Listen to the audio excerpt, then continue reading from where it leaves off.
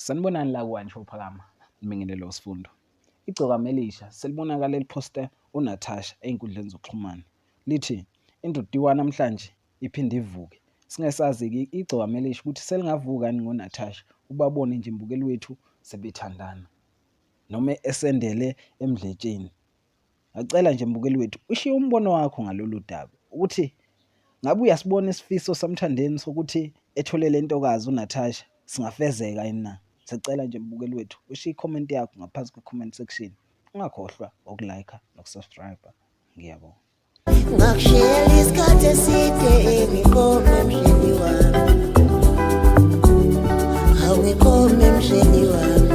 Ngakushiyela isikhathi eside ngikome mshini wami.